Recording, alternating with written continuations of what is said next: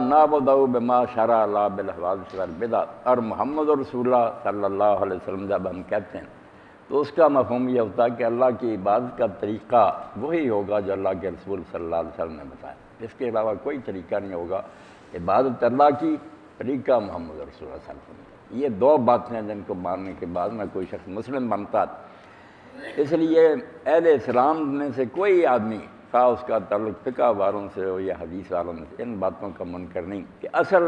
ہدایت جو ہے نا وہی ہے جو اللہ نے اتاری ہے اور جو محمد مصطفیٰ صلی اللہ علیہ وسلم نے پہنچائی ہے، اس میں کسی کو اختلاف نہیں۔ اب بات یہ ہے کہ رسول کریم علیہ السلام سے جو دین ہمیں پہنچا ہے اس کو جاننے کا کیا طریقہ؟ اگر ہم یہ تکلیف دیں سب لوگوں پر یہ پابندی عائد کریں کہ سب عالم بن جائیں، سب محقق ہوں، سارے قرآن و حدیث کے ماہر ہوں، احادیث کے بارے میں پورا انہیں علم ہو کہ کون سی روایت ضعیف ہے کون سی صحیح ہے، یہ پہلے کا حکم کون سا، بعد میں حضور نے کیا حکم دیا، تو آپ جانتے ہیں کہ یہ تکلیف ہے مالا یطاق، ایک ایسی تکلیف ہے جو بالکل ناقابل برداشت ہے، ساری دنیا عالم نہیں ہو سکتی۔ اس لیے طریقہ یہی ہے کہ کچھ علم والے لوگ ہوں گے جو پوری طرح اپنے فن کے ماہر ہوں گے، یہ نہیں کہ تھوڑا بہت پڑھا اور کسی مسجد میں وہ امامت کرنے لگا، ٹھیک ہے وہ نماز پڑھاتا، مگر عالم ہونے کے لیے ضروری ہے کہ وہ دین سے پوری واقفیت رکھتا۔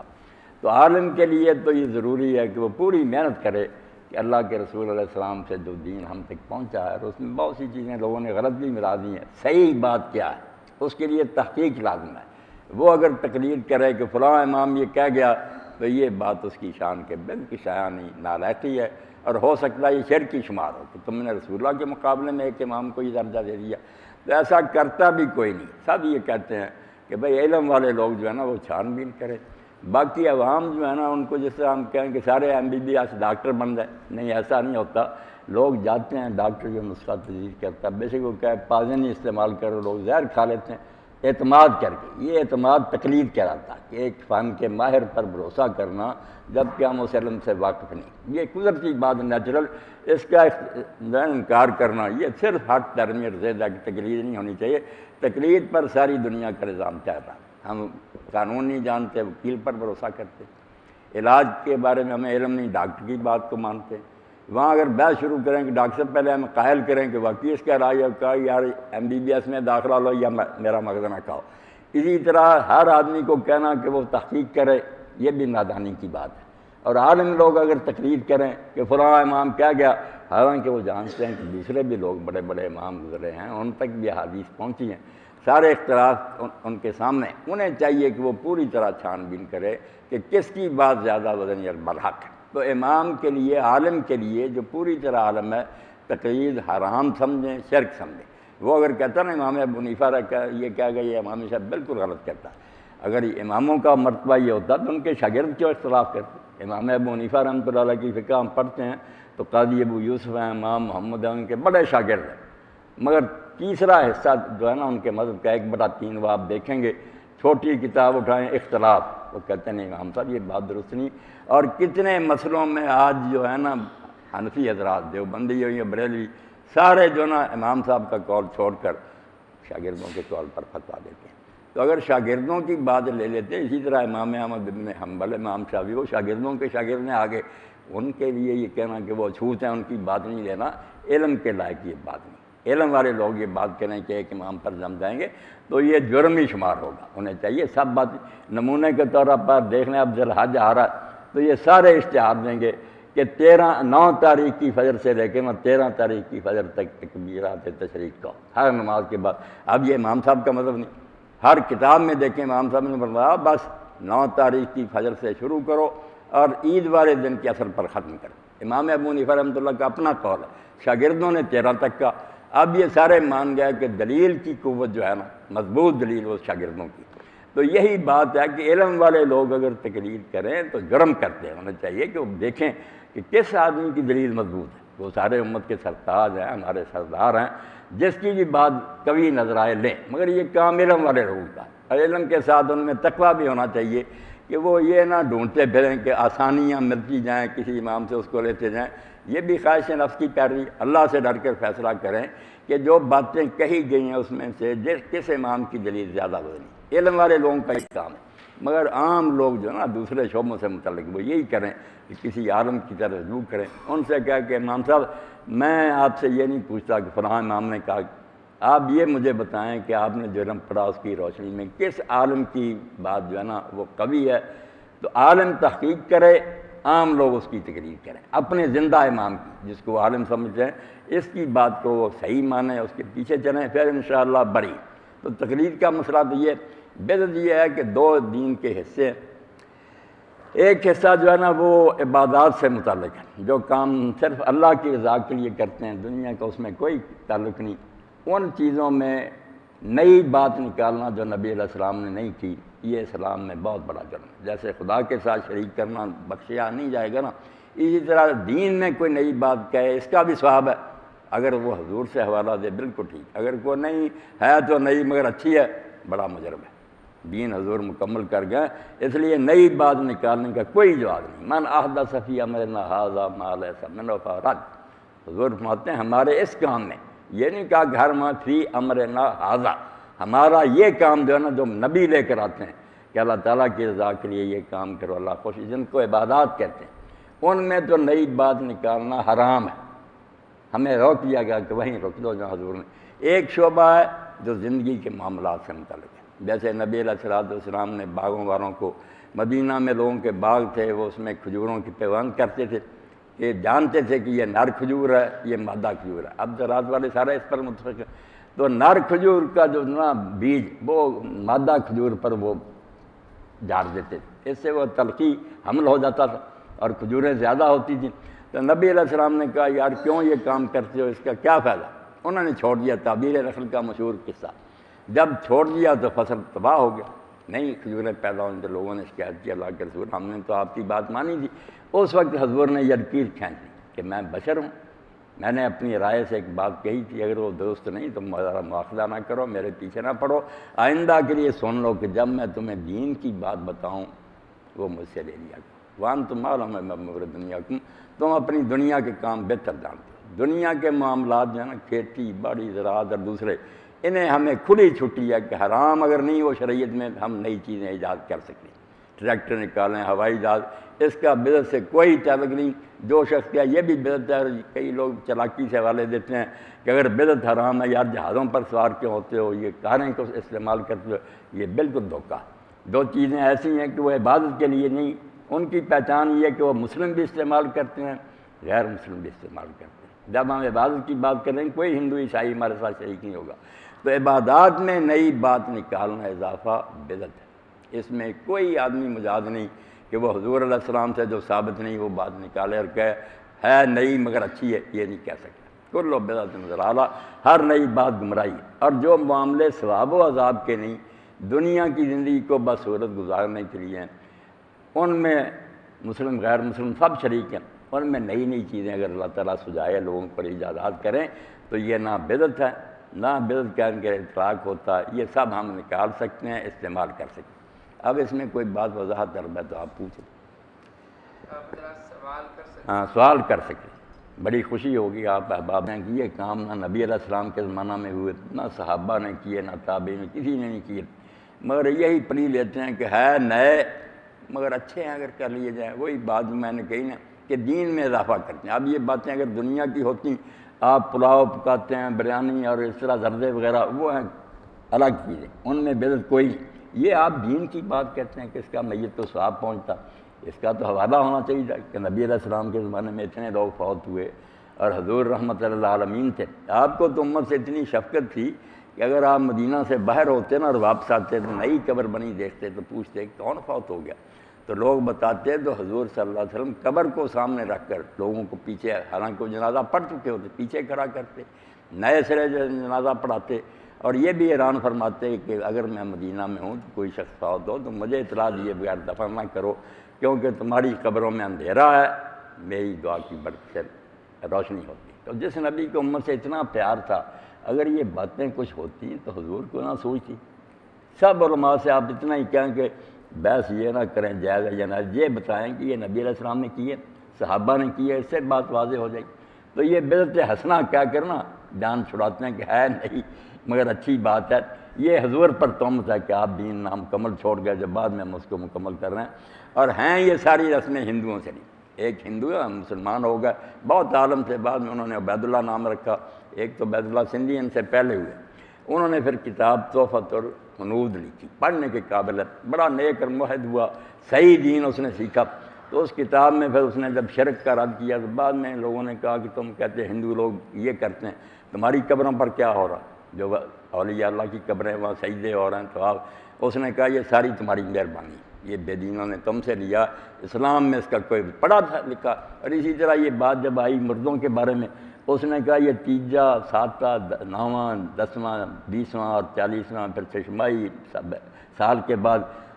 اس نے باقاعدہ بتایا کہ ہندو یہ کام کرتے ہیں، انہی دنوں میں کرتے ہیں، جو کھانے پکاتے ہیں ان کو سراد کہتے ہیں۔ اس پر پھر پنڈت باقاعدہ آ کر وید پڑھتا ہے اور اس کے ہاتھ میں پانی بھی ہوتا ہے، پھر پتہ پوچھ کر نا اس کا پورا ایڈریس اس کے نام پر سنکلپ کرتا ہے کہ یہ اس بات فلاں کو پہنچے۔ کہا یہ سب رسم ہندوؤں سے آئی، ایک بات بھی نہیں جو اسلام میں ہے،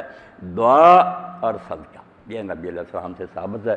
آپ جنازے میں کریں، قبر کی زیارت کے موقع پر کریں،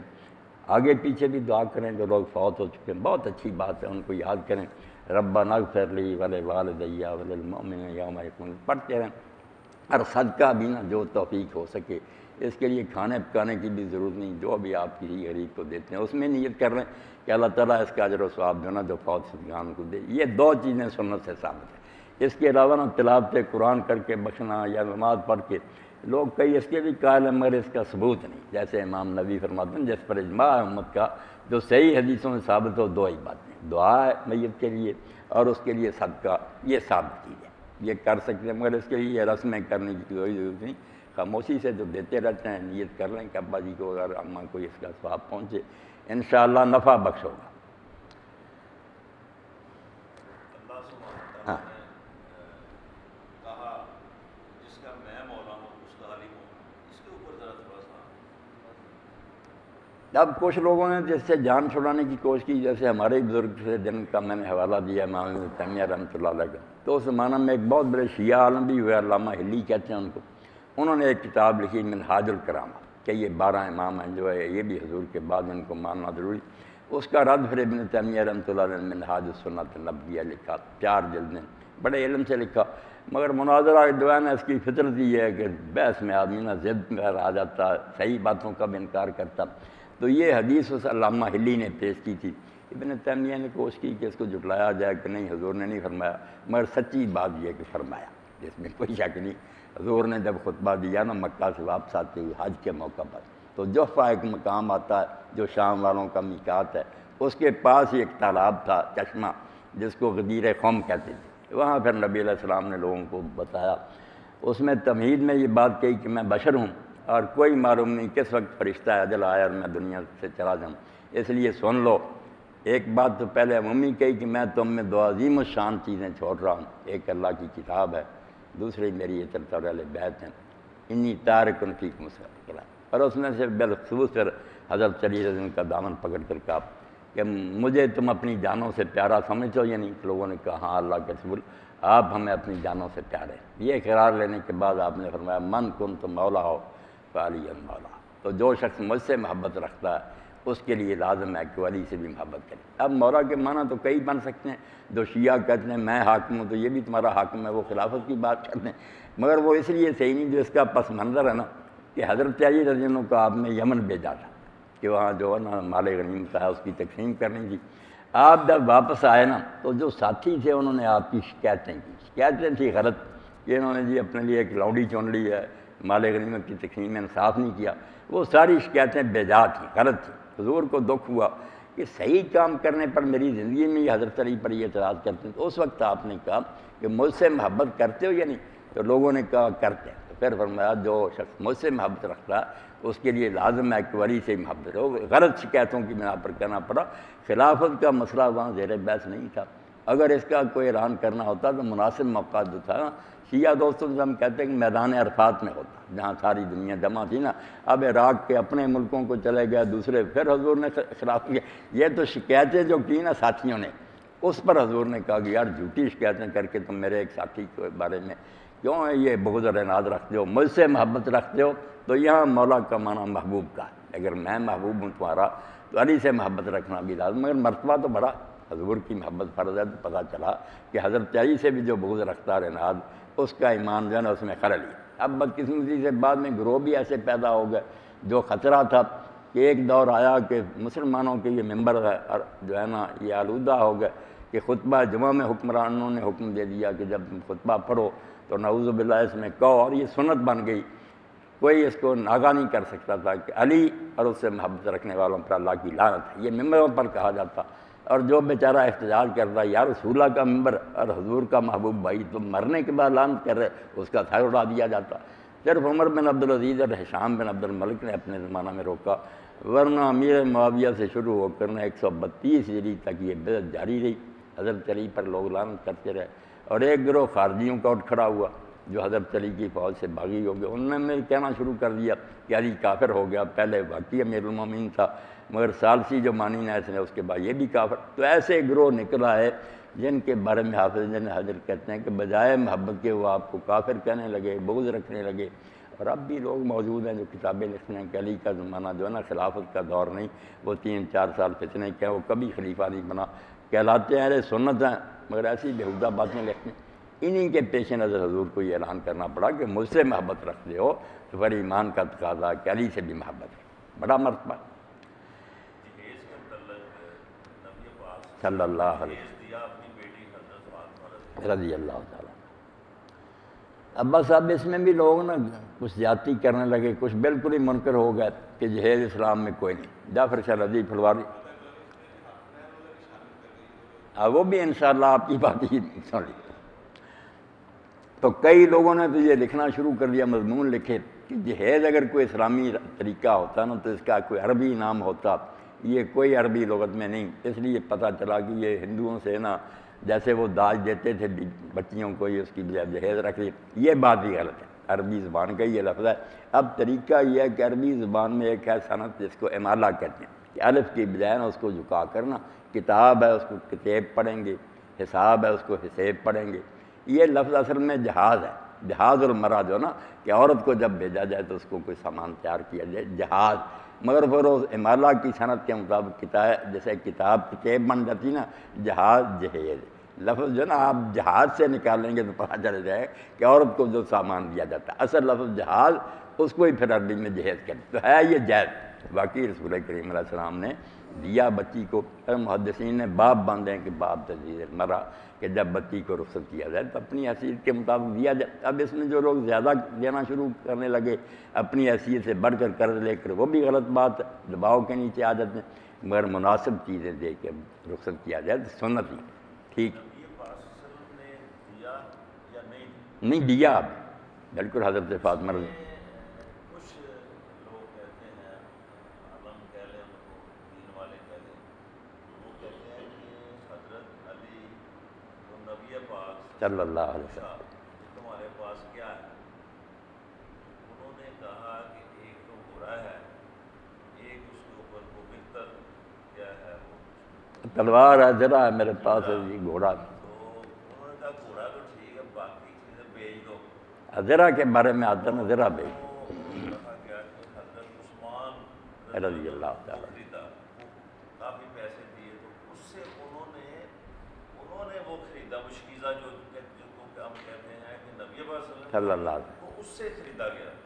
نبی پاک نے کوئی جہیز نہیں دیا۔ نہیں، مسلم جامع میں دیکھیں نا صاف حدیث پاک آتی ہے، حضور نے اپنے پلے سے دیا، وہ جو تھا نا سامان کچھ خوشبو وغیرہ دوسری چیزیں گھر کا خرید کر دیا، وہ حضرت علی کی ذرا کی قیمت سے تھا، مگر یہ چیزیں جو سرانہ اور بستر ساری یہ خود حضور نے اپنی طرف سے دی، بالکل علیحدہ روایت ہے۔ تو جہیز ٹھیک ہے، جہیز کوئی برائی نہیں، مگر اپنی حد سے بڑھ جانا، بوجھ اپنے پر لاگو کرنا یہ نہیں ٹھیک۔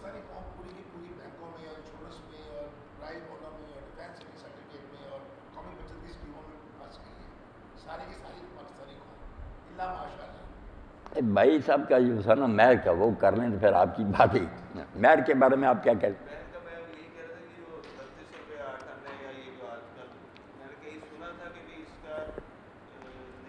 جب نکاح ہوتا نا تو پوچھتے نا ہم کہ مہر، تو لوگ کیا کہتے ہیں شرعی۔ اب شرعی کوئی مہر ہو تو ہم لوگوں سے کیوں پوچھے؟ ہم جانتے ہیں شریعت کو، اگر شریعت میں کوئی مہر ہوتا تو ہم خود ہی مقرر کر لیتے۔ شریعت میں کوئی مہر نہیں، آپ نا ایک جوتی کے جوڑے سے لے کر کروڑوں اور لاکھوں تک دیں نا تو دے سکتے ہیں، مگر حیثیت کے مطابق ہونا چاہیے،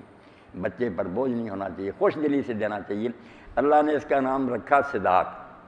وآتوا النساء صدقاتہن نحلہ، صدق سے نکلانا، جیسے صدق سچائی کو کہتے ہیں۔ مولا علی قاری فرماتے ہیں یہ دل سے رغبت کا ثبوت ہے کہ واقعی شوق سے بچی کو لے رہا، اس لیے دلیری کر کے دیں، باقی خرچ جو ہے نا بڑی وغیرہ نہ کریں۔ مہر کے موقع پر تو کہیں ہم 1000 کی بجائے 2000 دیتے ہیں، کئی نکاح ایسے بھی انہوں نے بچوں نے خود کہا کہ مولانا آپ 2000 کیا کر رہے ہیں، میں 10,000 دیتا ہوں، شاباش ہے۔ اللہ کہتا خوش دلی سے دو، مہر ہی تو کرام، یہ ٹوکن ہے کہ واقعی تم صدق سے اور دلی رغبت سے اس بچی کو لے رہے شوق سے۔ تو مہر کی کوئی حد نہیں مقرر دین میں،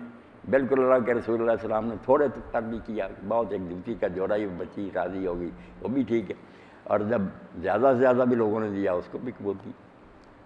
خوش دلی سے دینا چاہیے۔ اس کا جو ہے نا کہ لکھ دیتے کہ اتنا مہر ہے مگر وہ دینا لینا نہیں ہوتا، یہ بھی حرام ہے۔ جس کا ارادہ نا کہ دینا نہیں، صرف یہ کہ دباؤ ہے کہ ڈرتا رہے اگر طلاق دی تو اتنا دینا پڑے گا، یہ بھی حرام ہے، ناجائز بات ہے۔ ایسا مہر جس کے بارے میں پہلے ارادہ کا ادا نہیں کرنا، وہ تو حضور نے فرمایا زنا ہی ہے، پھر کیا ہے نکاح، اتنا مقرر کرو جو دینا ہے، اور بہتر یہ ہے کہ پہلے ہی دے دیا جائے، ادا کر دیا جائے۔ اسی کا حصہ ہے کہ لڑکی والوں کے گھر جب برات جاتی ہے تو کھانا کئی حضرات کہتے ہیں کہ حرام ہے، لڑکی والوں کے گھر سوائے ولیمہ کا ہے کہ وہ نہیں، ولیمہ اپنی جگہ پر سنت ہے وہ ٹھیک ہے، مگر جب لوگ جاتے ہیں نا مہمان، ان کے لیے کھانا پکانا وہ اسراف اور جو ہے نا تبدیل زیادہ کرتے لوگ، وہ اپنی جگہ گناہ ہر موقع پڑی، مگر یہ جو ہے نا مہمان آیا ان کو کھلانا، اس کے لیے دیکھیں نجاشی نے شاہ حبشہ نے جب غائبانہ حضور علیہ السلام کا نکاح کیا، سنت قائم ہو گئی کہ حضرت ام حبیبہ رضی اللہ تعالیٰ عنہ اپنے خاوند کے ساتھ ہجرت کر کے گئیں۔ اب وہ نبی علیہ السلام کے پھوپھی ذات تھے ابو احمد بن جاش، مگر بدقسمتی آ گئی، وہاں عیسائیوں کے ساتھ بیٹھنے لگے۔ ام حبیبہ نے بتیرا کہا کہ دین کے لیے مکہ چھوڑ کر آئے، ان کی صحبت میں نہ بیٹھ، مگر وہ گمراہ ہو گئے، شراب کے عادی ہو گئے، اسلام چھوڑ دیا، کافر ہو کر مر گئے۔ اتنی بدقسمتی، پہلے وقتوں کے مومن مگر اسلام چھوڑ گئے، یہ بیچاری بیوہ رہ گئی۔ تو نبی علیہ السلام نے پھرنا حضرت عمر بن امیہ زمری کو بھیجا کہ شاہ حبشہ کو نجاشی کو کہو کہ میرا ان کے ساتھ نکاح کر دیں۔ اس نے ہی خطبہ پڑھا، اس نے حضور کا غائبانہ پھر نکاح کیا، جو بنی امیہ میں سے دوسرے کچھ مہاجر تھے ان کو ولی بنایا، تو بعد میں کھانا اس نے کھلایا اور کہا یہ انبیاء کی سنت ہے، کوئی اٹھ کر نہ دربار سے جائے کھانا جو ہے شادی کا۔ تو یہ افراط تفریط نہیں ہونی چاہیے، نہ ادھر لڑکیں نہ زیادہ فضول خرچی کی طرف جائیں، درمیان میں رہیں۔ نہ جی فرمائے نا، بینکوں کی بات کیا تھی؟ بینک کھل گئے ہیں، انشورنس کمپنیاں اتنی زیادہ ہیں، قومی بچت کی اسکیمیں ہیں، سارا سودی انشورنس ہے، ساری کی ساری پاکستانی قوم اس میں پھنس گئی ہے، نمازیں بھی پڑھ رہے ہیں، روزے بھی رکھ رہے ہیں، اور سود کا بس وقت وہی آ گیا جو کہا گیا تھا نا، ایک وقت آئے گا کہ اگر لوگ سود نہیں کھائیں گے تو سود کا غبار ان کے کھانے میں ضرور شامل ہو جائے گا، ساری امت اس میں پھنس گئی، بالکل ٹھیک۔ اور ان لوگوں نے محنت کر کے نا مولانا تقی عثمانی اللہ ان کو سلامت رکھے، ان سے اور کچھ لوگوں سے فتوے بھی لے لیے کہ یہ اسلامی بینکنگ ہے،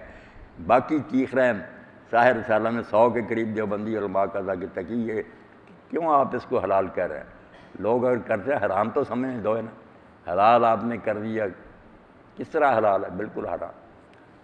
قومی بچت کچھ الگ بات ہے، تو قومی بچت ہے نا کہ بوڑھے ہوں پینشنر وغیرہ، وہ اگر اپنا سرمایہ کسی کو دیں کاروبار کے لیے تو ڈوب جاتا ہے۔ آپ نے دیکھا کہ وہ زمانہ خراب ہے، بینکنگ سے بھی زیادہ لعنت ہے کہ دبا جاتے ہیں، ان بیچاروں کے پاس کچھ بھی نہیں رہتا۔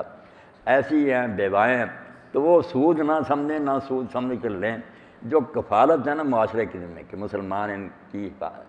کفالت کریں، ان کے گزارے کا انتظام کریں بیواؤں اور بوڑھوں کا، اس مد میں اگر وہ جمع کرا دیں انہیں کچھ ملتا رہے تو سود نہ سمجھیں، وہ ان کی کفالت ہمارے ذمہ ہے امت کے کہ ان کو آخر وقت میں سنبھالیں، وہ ٹھیک قسم کی بات۔ جو اچھے بڑے لوگ ہیں نا وہ نہ یہ کام کریں، بوڑھے کر لیں پینشنر اور بیوائیں کریں، تو قومی بچت میں نا جائز صورت ہے۔ اس میں دو کانسیپٹ، ایک تو آپ یہ فرما رہے ہیں نا، ایک تو یہ کانسیپٹ ہے کہ جس کے پاس کرنے کے لیے نہیں ہے عمر کا تقاضا ہاں ہے عمر کہ کر کوئی نہیں کرتا۔ ایک جو کچھ علماء نے فتویٰ تک دے دی ہے اس میں، کچھ لوگوں نے دے دیا کہ یہ بینک سے جو ہم لیتے ہیں سود، اگر ہم نہیں لیں گے تو وہ بینک والا لے لے گا اس کا پروفٹ، اور وہ پھر مسلمانوں کے خلاف یوز ہوگا اگر وہ ملٹی نیشنل بینک ہے لہٰذا ہم ہی لے لیتے اور ہم لے کر خود ڈسٹریبیوٹ کر دیتے ہیں غریبوں کو. ایک یہ کانسیپٹ لے رہے ہیں. نہیں، یہ بات ٹھیک ہے، اس کا تو میں بھی حامی ہوں کہ جو سود بن گیا نا تندرستوں کا بھی، اچھے بڑے لوگوں کو، وہ چھوڑنا نہیں چاہیے.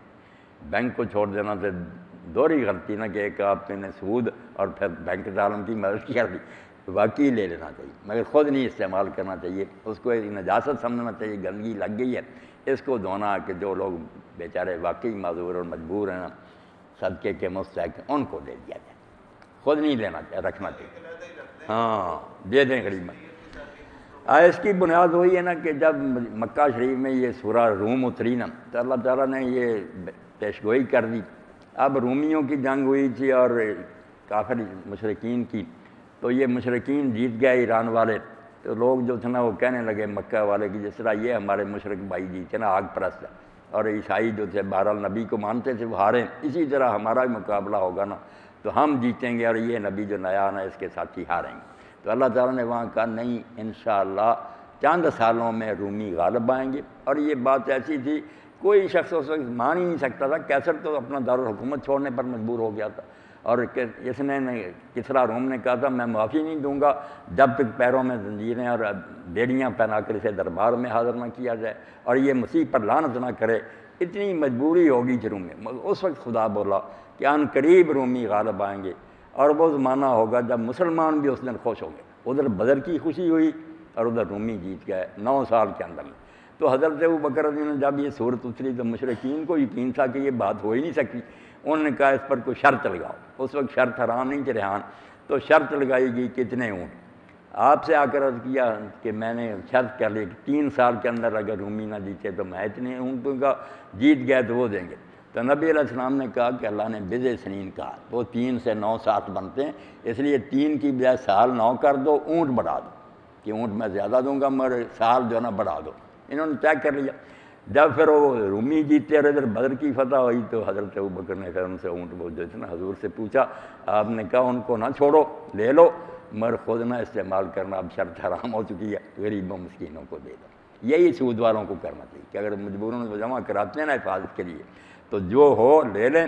اور اس وقت کو پھر نیک کاموں پر نہ خرچ کریں. یہ مساجد وغیرہ یہ غریب اور مسکین لوگ ہیں نا جن کا خون نچوڑا ہوا معاشرے، ان کو دے دیں، ان غریبوں کی مدد کریں. اللہ بڑی خوشی ہوئی، اللہ خیریت سے رکھے.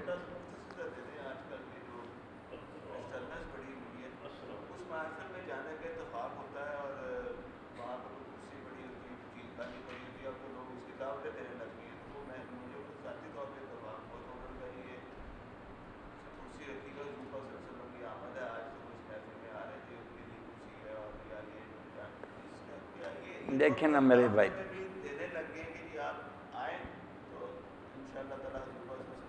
اللہ یہ امت خدا آفات میں کھو گئی والی بات ہے. اپنی طرف سے خیالی باتیں گڑ لیں. میرے بھی عزیزوں کا ایک ہے گاؤں، وہاں بھی انہوں نے نا ایک بزرگ کی قبر، اس کے بعد پلنگ رکھا ہوا، بستر بچھاتے ہیں، ساتھ ہی حقہ بھر کر رکھ دیتے ہیں کہ رات کو یہ بزرگ اس پر سوتے ہیں اور یہ حقہ بھی پیتے ہیں. اب جاہلوں کا کیا کیا؟ حضور علیہ السلام نے کیوں آنا؟ وہ کوئی نہیں اس دنیا میں آتے، اپنی جگہ موجود ہیں، حضور بھی ہیں، انبیاء ہیں سارے. بلکہ کوئی شخص بھی جو مرا ہے نا اس کے بارے میں یہ سمجھنا جو ہے نا کہ وہ فنا ہو گیا، یہ بالکل غیر اسلامی تصور ہے. بالکل باقی ہیں،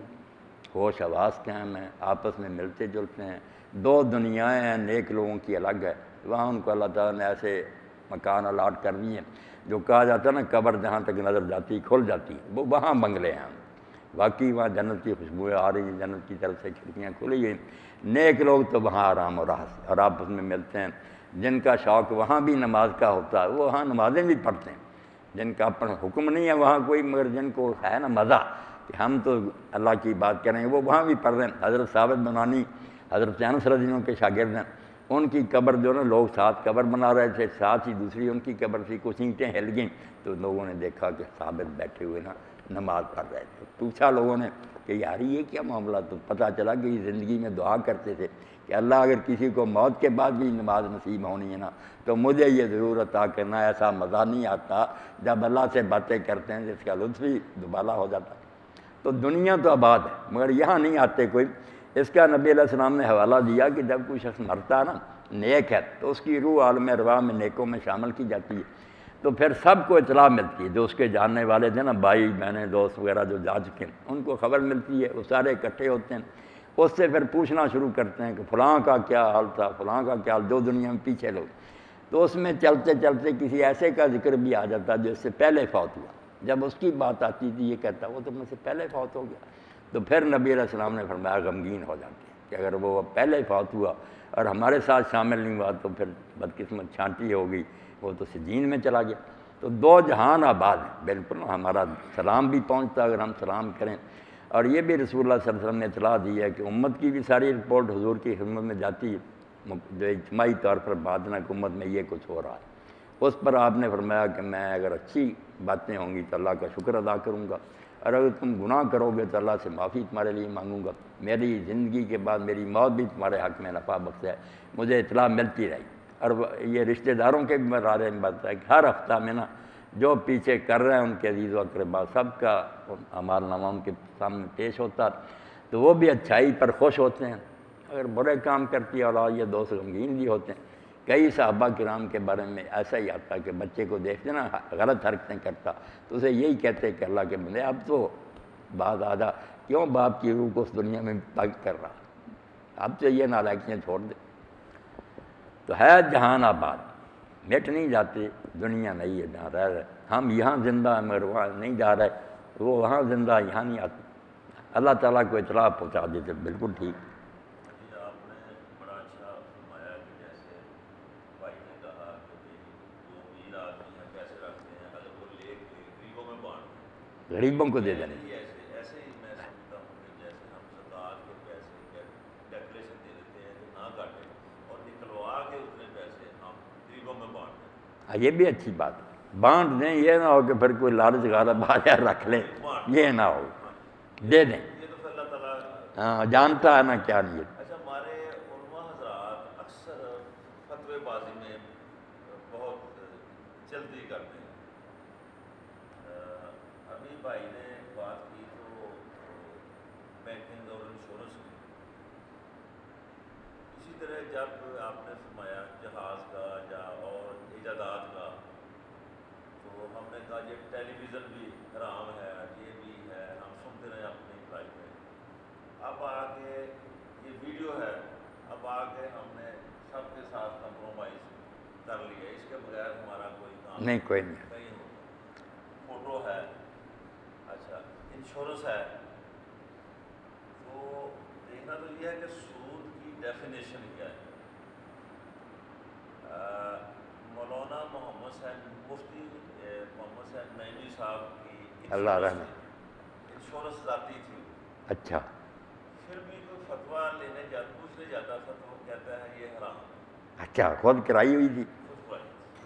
اور میں جو بات کر رہا ہوں میرے پاس اس کا ثبوت ہے انا للہ و انا انشورنس کا۔ اچھا جب وہ کہتے ہیں کچھ دوست گئے ہمارے، میں نہیں گیا، میرے دوست کچھ گئے، پرانی بات ہے، تو انہوں نے کہا مولانا آپ نے خود کروائی ہوئی ہے اور لوگوں کو کہتے ہیں حرام ہے، آرام ہے، میں نے کہا یہ میرا ذاتی فیل ہے، فتویٰ وہی ہے،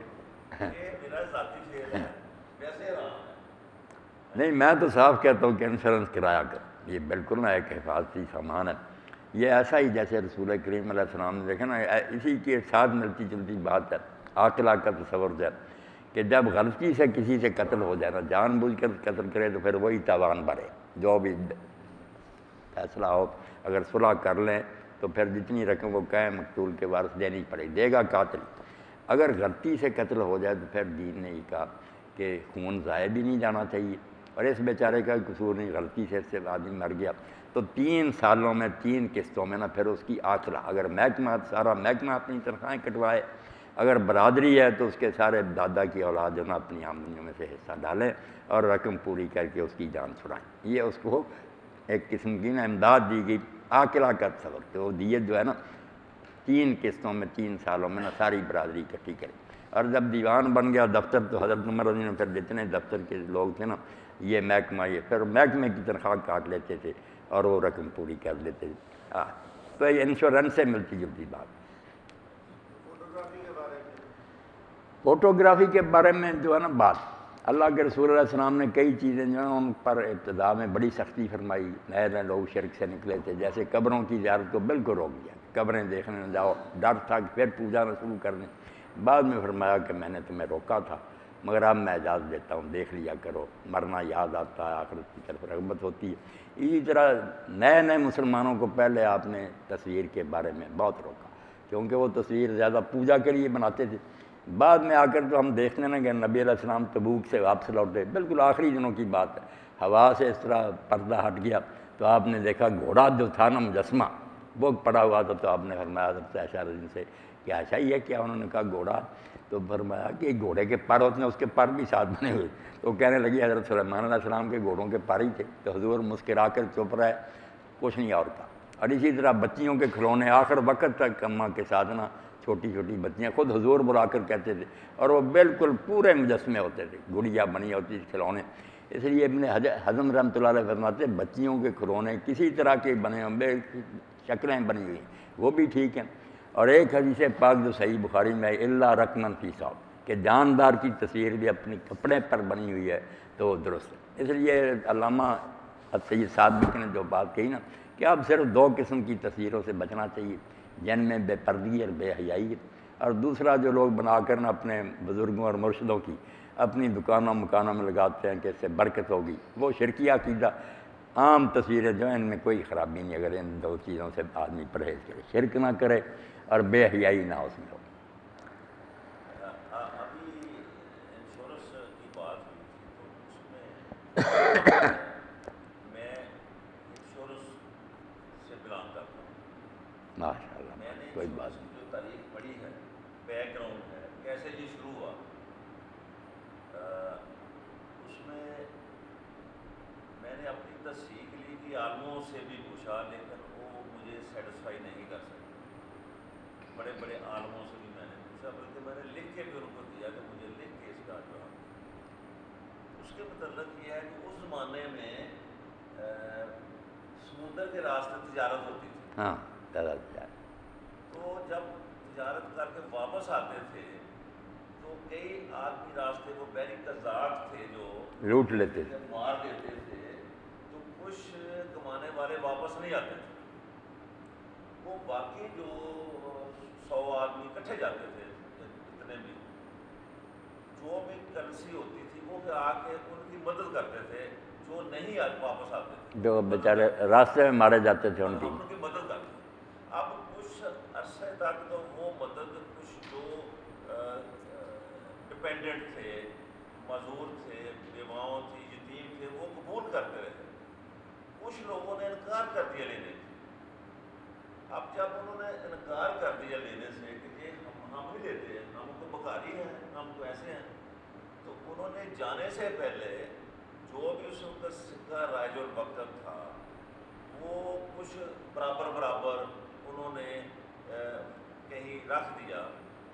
چھوڑ دیا کہ جو ہمیں نہیں پتا کون واپس نہیں آئے، جو واپس نہیں آئے گا یہ پیسے ان کے گھروں میں جائیں گے. ٹھیک ہے. پھر کسی نے اعتراض نہیں کیا. اس کے بعد پھر کسی نے اعتراض اس میں کوئی آر نہیں سمجھی تھا. کیوں لیں گے؟ انہوں نے کہا ہمارا حصہ ہے اس میں، ہمارے باپ نے ہمارے بھائی حصہ ڈالا تھا اس میں حصہ ڈالا. اچھا اسی طرح اب بٹی صاحب ہیں، یہ نیک کام کرنا چاہتے ہیں، یہ کسی ایک یا دو ایسے گھر ہیں، بیوہ ہیں، ان کی مدد کرتے ہیں.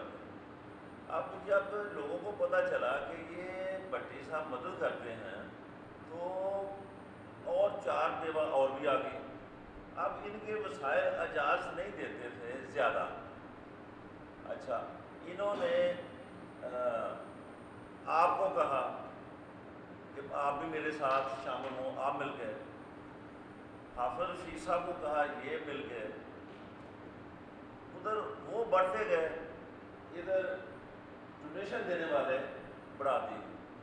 اس کے بعد اس کی ضرورت پڑی کہ کوئی سسٹم کیا جائے کہ یہ تو نہیں ہے کہ گندم ڈالنی ہے، پیسے بھی اکٹھے ہونے ہیں. اور انہوں نے ایک آفس بنا لیا. اب آفس کی جیسے آپ نے فرمایا کام کرنے والوں کی تنخواہیں بھی ہونی ہیں. پھر اس کو سیو کرنے کے لیے بینک میں بھی رکھنے ہیں تاکہ بینک کے تھرو پیمنٹ کی جائے، کوئی دھاندلی نہ کی جائے، مس یوز نہ پیسے کے ہو جائے۔ تو میں نے یہ انشورنس کی تاریخ یہ اس انداز سے پڑھی ہے، امداد بامی ہے، امداد بامی اگر بالکل، امداد بامی ہے۔ ہاں جی، اور کل ہی میں نے یہ اتفاق فیملی کی ایک عورت نے کہیں کسی عالم کو جو ان کے نزدیک تھا، اس نے پوچھا تو اس نے کہا یہ حرام ہے۔ وہ جو ان کا عالم تھا وہ ملاقات میری بھی ہوئی ان سے، کہنے لگا کہ جو بعد میں ملتے ہیں، مثلا 1 لاکھ کی انشورنس کرائیں تو 20 سال بعد 4 لاکھ ملتے ہیں، یہ تو ٹھیک ہے، لیکن اگر مر جائے آدمی تو پھر وہ بتائیں کہ وہ ایک دم ابھی تو اس نے 10,000 قسط دی ہے تو اس کو 2-4 لاکھ کیسے مل جاتا ہے؟ تو میں نے اس کا کہا کہ یہ سارے جو 100 آدمی کی یا 1000 آدمی کی انشورنس ہے، اس میں 1 لاکھ کی بجائے زیادہ پیسے تھوڑے سے دیے جاتے ہیں۔ زیادہ پیسے اس لیے لیے جاتے ہیں کہ اس میں سے آج کا جو وہ دور ہے، آئی ٹی کا دور ہے، تو اس میں ہر چیز کے اسٹیٹسٹکس ہیں کہ ڈیتھ ریشو کیا ہے، حادثاتی ڈیتھ کیا ہے، نیچرل ڈیتھ کیا ہے۔ تو 3-4 آدمی یا 2-3 آدمی کی ڈیتھ ہوتی ہے، وہ جو ایکسٹرا پیسے سر سے 100 سے یا 1000 دیتے ہیں، اس میں سے امیڈیٹلی اس آدمی کی گھر والوں کی کفالت ہو جاتی ہے، کفارت پھر وہ مان گیا میری بات۔ بالکل کفارت، یہ اس کو نہیں ہے سود وغیرہ ملانا چاہیے، فوٹو کے متعلق بھی میں نے انٹرنیٹ پہ دیکھا، یہ نہیں سود کے زمرہ ملانا چاہیے، یہ کفارت۔ فوٹو کے متعلق بھائی نے پوچھا، فوٹو کے متعلق بھی میں نے انٹرنیٹ پہ دیکھا کہ یہ وہ فوٹو نہیں ہے، یہ سائنس ہے۔ یہ ذاکر نائک نے اور 1-2 عالم تھے انٹرنیٹ پہ، انہوں نے انشورنس کے متعلق بھی یہی دلیل دی اور انہوں نے فوٹو کے متعلق بھی ماشاء اللہ، یہ سائنس ہے، یہ نہیں ہے کہ یہ وہ چیزیں ہیں۔ نہیں وہ سود جو ہے، سود واقعی حرام ہے، سود حرام ہے، اس کی ڈیفینیشن کیا ہے؟ غرر ہے، غرر ہے۔ اب یہاں پہ ایک آدمی اسٹاک ایکسچینج پہ بیٹھا ہے، وہ کہتا ہے کہ یہ صحیح ہے، انشورنس غلط ہے۔ اچھا، حالانکہ جوا اس میں اوپر ایسے نہیں وہ نہیں ٹھیک بات۔ کچھ چیزیں ہمیں چونکہ نالج نہیں ہے، کام جیسے مفتی محمد صاحب نے، میں ذاتی طور پہ ایک دفعہ گیا، عید میلاد النبی کا ہم محفل کرتے تھے، اس وقت ضیاء دور میں وہ مسجد شورا کے ممبر بھی تھے۔ میں ان دنوں میں ان کو بلانے گیا تو مجھے کہنے لگے کہ میں آ نہیں سکتا۔ میں نے کہا کیا بات؟ کہنا کہ پتہ نہیں ضیاء صاحب کب مسجد شورا کا اجلاس بلا لیں۔ میں نے کہا مولانا صاحب یہ تو بات ہوئی، یہ مجھے بات پسند۔ ہمارے سارا دین تو حضور کے گرد گھومتا تھا، وہ ہر محفل میں کہتے ہیں جی سید، کیونکہ سید ہے، ٹھیک ہے، سید کا احترام ہے، لیکن آخری خطبے میں تو سید کا کوئی ذکر ہم نے نہیں پڑھا۔ نہیں آخری خطبے میں تو آپ نے صاف فرمایا تمہارا باپ بھی ایک ہے، تمہارا رب بھی ایک ہے، اگر کسی نے بڑے گورے کو کاڑے پر کوئی فضیلت نہیں، آدمی کو عربی پر کہ سید کو آگے مقام ملے گا، ہاں صرف تقویٰ، تک صرف تقویٰ، لیکن وہ سید کا اور اپنی خطابت کا کوئی موقع ایسا نہیں ہوتا جس میں۔ اور پھر دوسری آواز، جیسے سیاسی جلسہ ہوتا ہے وہ آواز ہوتی ہے اللہ رحم۔ قرآن پاک میں جو میں نے پڑھا ہے، میرا جو ناقص علم ہے، اونچی آواز نہیں۔ اچھا، میں نے مکے میں مدینے میں جو آوازیں اتنی مدم، مجھے حافظ فی صاحب کی بات پسند اسی نسبت سے ہے ماشاء اللہ کہ یہ ایک بیلنس ہے، بہن اس میں ایک اعتدال ہے، اس میں سیاسی کتابوں میں لکھا کہ اذان میں اور تلاوت میں اگر موسیقی کی طرف گئے نا لحن پیدا ہو جائے، رہنمائی فرما دیں۔ یہ سریں اگر آ جائیں نا تو حرام قرار دیا۔ ہماری اذانیں جو ہے نا، مولانا تھانوی صاحب رحمۃ اللہ علیہ کے سامنے تو اذان بھی نہیں کوئی کہہ سکتا تھا، جب ہم اتنا لمبا کر اللہ تو تھانوی صاحب کہہ رہے تیرے باپ نے اتنی لمبی مد لکھی ہے، وہ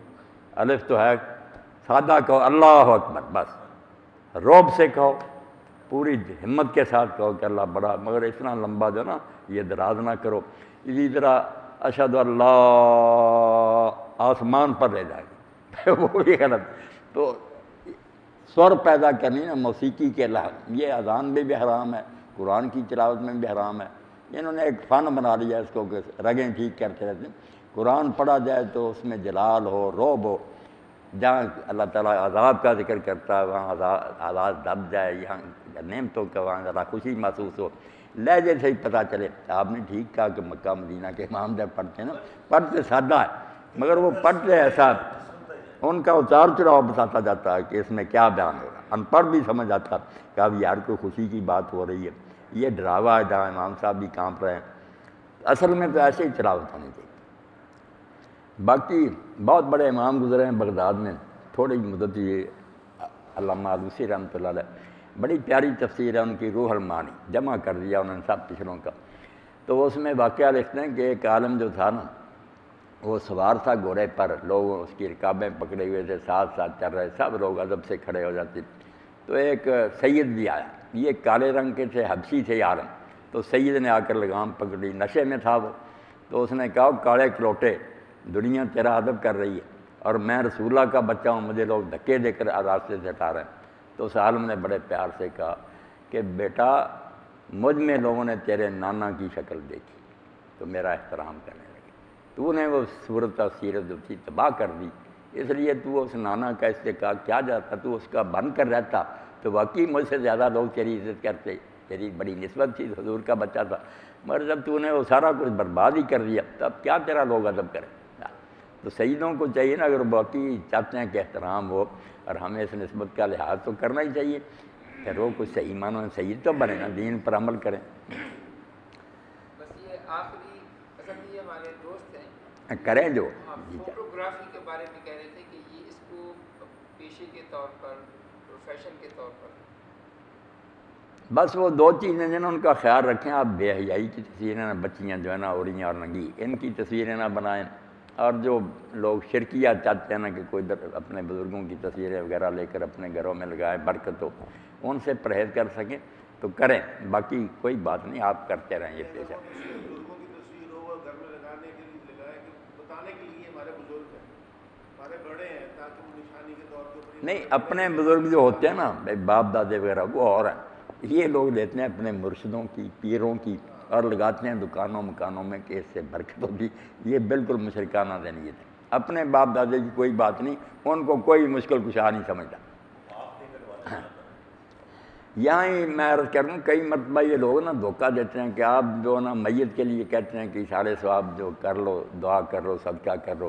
جب ہم بزرگوں کی نظر و نیاز دیتے ہیں 11ویں وغیرہ تو آپ کہتے ہیں وہ ناجائز ہے۔ ان میں زمین و آسمان کا فرق ہے۔ عام میتوں کے لیے ہم جو کرتے ہیں نا، ان کو مدد کا محتاج سمجھ کر ان کی مدد کرنا چاہتے ہیں کہ اللہ قبول کر کے ان پر کوئی رحم فرمائے۔ بزرگوں کی جو نیاز ہے نا، وہاں ان کا بالکل تصور نہیں کہ ان کی مدد کرنا، ان سے مدد لینا چاہتے ہیں کہ خوش ہو جائیں اور ہمارے کاروبار میں برکت دیں۔ یہ بالکل الگ قسم کی ذہنیت ہے۔ جیسے اللہ کے نام کی قربانیاں دے کر ہم اللہ کو خوش رکھتے ہیں نا کہ وہ ہمارے مال و اولاد میں برکت دے، یہ اس قسم کی بات ہے کہ 11ویں دیں گے، کنڈے دیں گے تو نیک لوگ جو ہیں خوش ہوں گے اور ہمارے کاموں میں برکت دیں گے۔ عام مردوں کے لیے جو ہم کرتے ہیں نا، ثواب پہنچے نہ پہنچے وہاں ہوتا کہ ان کی خوش مدد ہے، وہ گناہ گار ہیں، اللہ تعالیٰ ان پر رحم فرمائے۔ تو ایصال ثواب میں میت کی مدد کرنا چاہتے ہیں، نظروں نیازوں میں بزرگوں سے مدد لینا چاہتے ہیں کہ ان کے نذرانے دے کر ان کو خوش کر کے نا مدد لیں۔ یہ صدر صاحب کا سوال تھا کہ جو ان کا ذکر کر رہے ہیں، آیا کہ ان کے پیچھے ان امامت میں ان کی نماز پڑھ سکتے ہیں؟ نماز پڑھیں، نماز کا نہ انکار کریں۔ نماز کے لیے تو آپ دیکھ لیں اللہ کے رسول اللہ علیہ السلام نے بھی ہدایت فرما دی تھی۔ اگر ایسا نہ ہوتا تو بعد میں جو وقت سمت پر آیا کہ شراب پی کر لوگ نماز پڑھاتے، بڑے بڑے بدکار مسلموں پر، وہ حاکم وقت ہوتے تھے، ان کو ہٹا بھی نہیں سکتے تھے مسلمان۔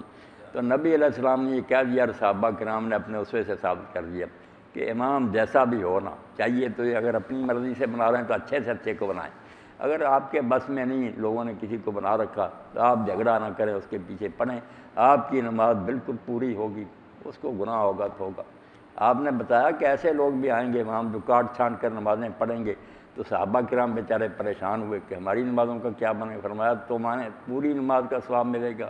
جو وہ کمی بیشی کریں گے اس کے وہ خود ذمہ دار ہیں۔ نماز پڑھنے سے انکار نہ کرنا امت کی وحدت کے لیے حضور نے سبق دیا۔ اب جو ہم دیکھتے ہیں آ کر پیشانی پر پڑھتے ہیں کہ لکھا بریلی، دیوبندی، اہل حدیث فلاں، اور وہاں سے لوٹ جاتے ہیں کہ یہ تو دوسرے فرقے بھائی قبلہ رخ ہے، قرآن پڑھ رہا ہے، بالکل طریقہ حضور کا اللہ اکبر سے سلام تک ہے۔ آپ نماز پڑھیں اس میں کوئی کوتاہی ہوگی بھگتا پھرے گا، آپ کی نماز کو اس نے کوئی نقصان پہنچا؟ نتھی نہیں ہوتی امام کی نماز کے ساتھ ہماری نماز ہے کہ اگر اس کی نہ ہوئی تو ہماری بھی نہ ہوئی۔ صرف یہ ڈسپلن ہے کہ اکٹھے پڑھو، نماز ہر ایک کی الگ الگ پیش ہوتی ہے، ایک ہی صف میں دو ساتھ ساتھ کھڑے ہیں، ہو سکتا ہے اس کی قبول ہو جائے دوسرے کی نہ قبول ہو، تو اپنی نیت نیک کرنی چاہیے، امام کا رونا نہیں رونا چاہیے، وہ کیسا بھی ہے نا۔ اگر آپ کا اختیار ہے کسی جگہ تو آپ ضرور مشورہ دیں کہ کوئی اچھا امام منتخب کریں، اگر بے بسی ہے یا کوئی دوسرا علاقہ تو آپ جو بھی وہاں ہے نا اس کے پیچھے پڑھیں۔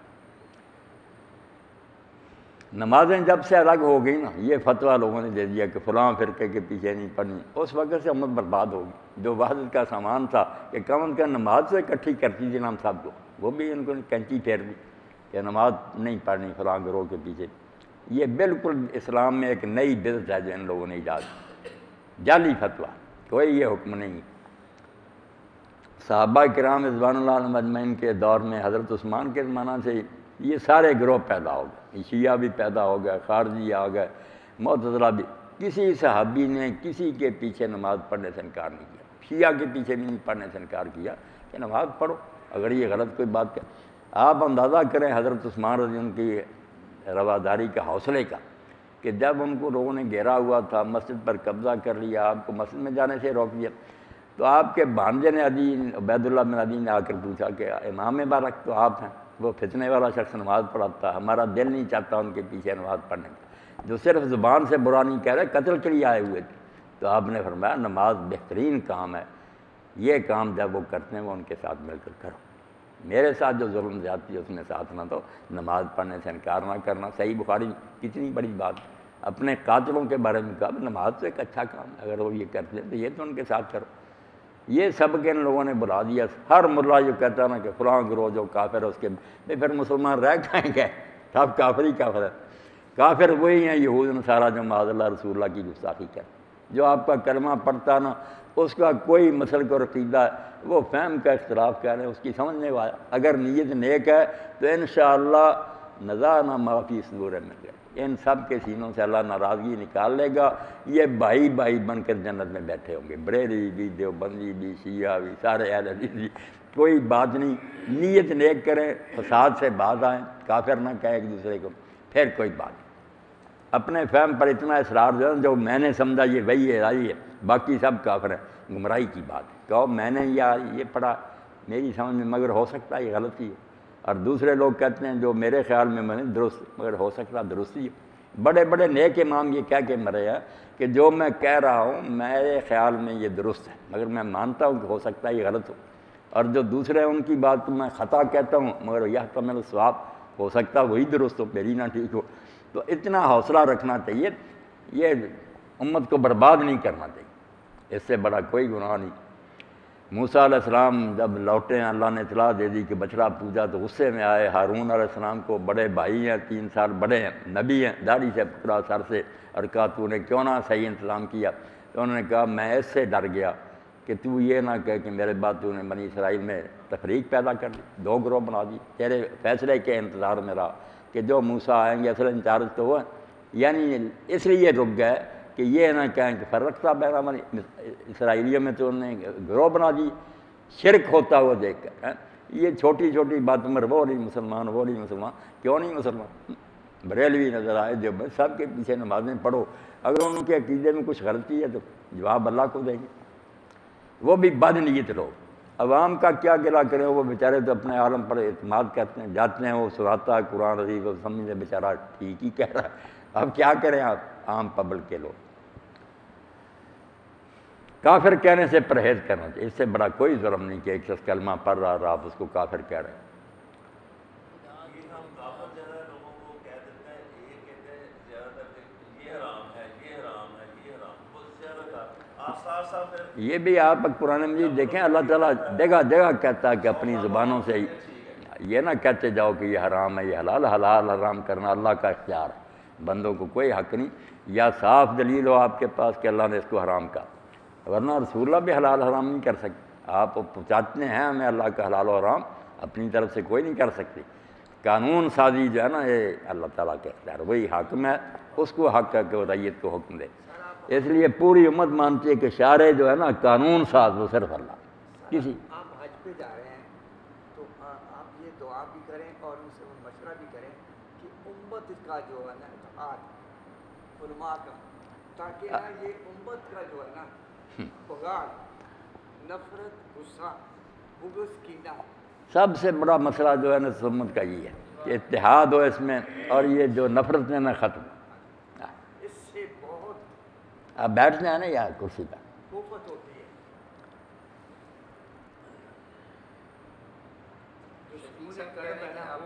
ہے۔ چلو کوئی بات نہیں، بات شروع ہو جائے پھر آپ صاحب اللہ قوت دے دیتا، کوئی ٹھک بچاتا ہی، عمر بھی ہے۔ چلو دعا فرمائیں۔ الحمدللہ رب العالمین والصلاة والسلام علی رسول الامین سیدنا و نبینا و مولانا محمد وآلہ واصحابہ اجمعین۔ اللہم وفق بین قلوبنا واصلح ذات بیننا واہدنا سبل السلام ونجنا من الظلمات الی النور وجنبنا الفواحش ما ظہر منها وما بطن وبارک لنا فی اسماعنا وابصارنا وقلوبنا وازواجنا وذریاتنا وتوب علینا انک انت التواب الرحیم۔ اللہم اصلح امت محمد، اللہم ارحم امت محمد، اللہم فرج عن امت محمد، اللہم اصلح کل فاسد من امور المسلمین، اللہم استعملنا بسنت نبیک وتوفنا علی ملتہ واعذنا من مضلات الفتن، اللہم احسن عاقبتنا فی الامور کلہا واجرنا من خزی الدنیا وعذاب الآخرہ، ربنا لا تزغ قلوبنا بعد اذ ہدیتنا وہب لنا من لدنک رحمہ انک انت الوہاب، وصلی اللہ تعالی علی عبد اللہ ورسولہ خاتم النبیین سیدنا و نبینا محمد وآلہ وصحبہ اجمعین، آمین۔ یار خیر سے رکھے سب دوستوں، بڑی خوشی ہوئی، فضل و کرم، کا نام سنا تھا، ویسے ہی آپ انٹرنیٹ پر اب ساری دنیا سنتی ہے۔